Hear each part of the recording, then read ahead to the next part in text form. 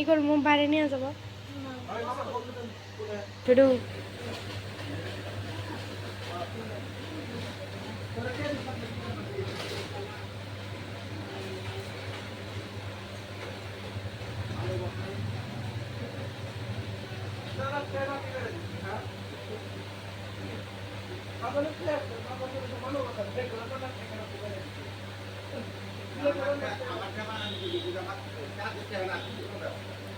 এক মিনিট কিন্তু হয়ে গেছে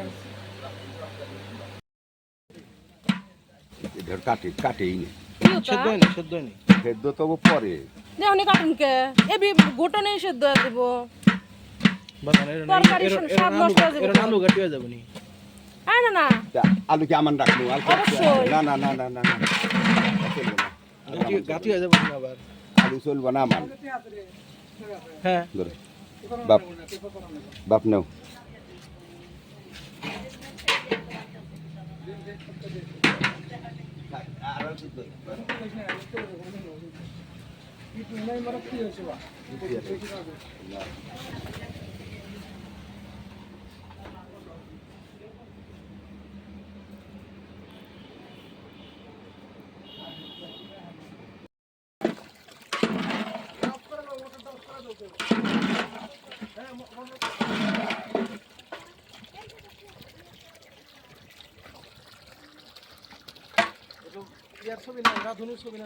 নিছি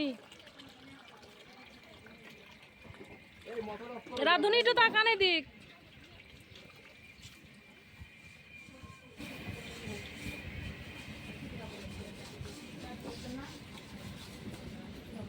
কি পরিমাণ না দেখতে বড়াই মনে করছে অল্প হ্যাঁ নে ওগুলো তুলে ফেলা দিই বক্সে বক্সে নাকি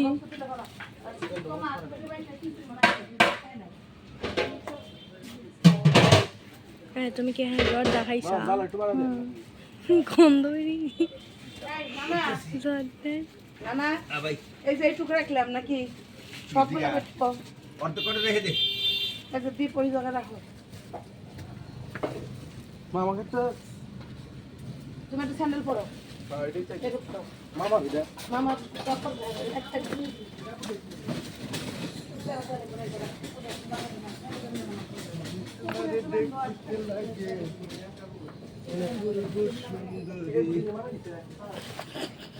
কিভাবে কি করবো না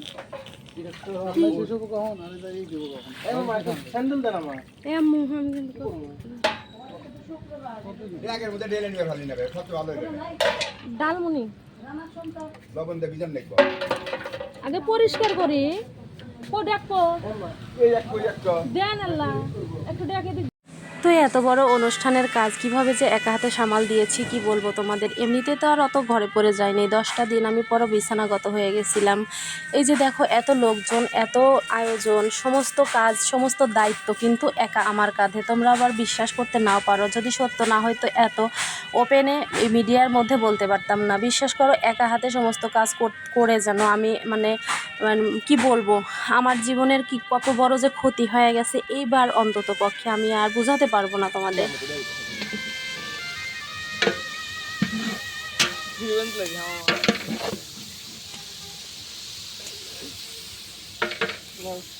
তো অনেক দিনই তোমাদের আমার সই মায়ের কথা বলছি, আমার সই মায়ের পাটায় তোমাদের দেখাই দিলাম, পুরো মাটাকে আর দেখাতে পারলাম না, কেননা মায়ের পায়ের নিচেই তো সন্তানের বেহেশত, তাই মায়ের পা দেখাই দিলাম।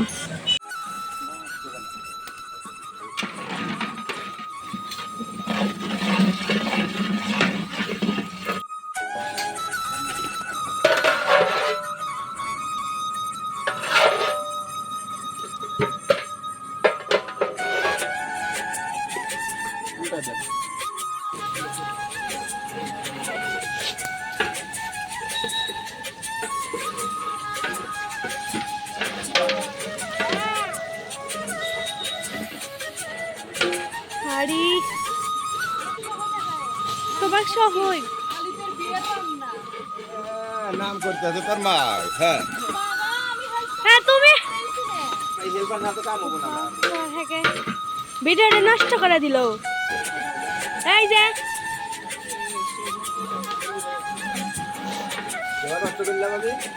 ভিডিওটা নষ্ট করে দিলে সামনে দিয়ে যায়।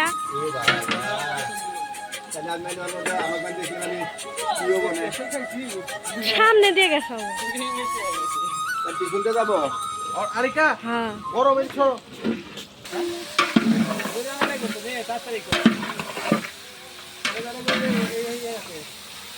আমার দড়ি জানিস না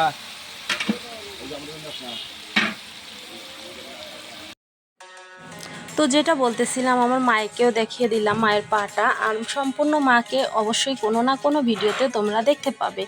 আর এই যে দেখো দেখতে পাবে। আর এই যে দেখো আমি এখন হচ্ছে রান্নার এখানে আছি। আর যেটা বলতেছিলাম, একা হাতে এত কাজ করেছি আর এইভাবে না কোনো কাজের দায়িত্ব নেব না। জীবনে শিক্ষা পেয়ে গেছি, সবার যদি সব রকমভাবে চলে, আমার কেন চলবে না, এটাই মাথায় আসছে।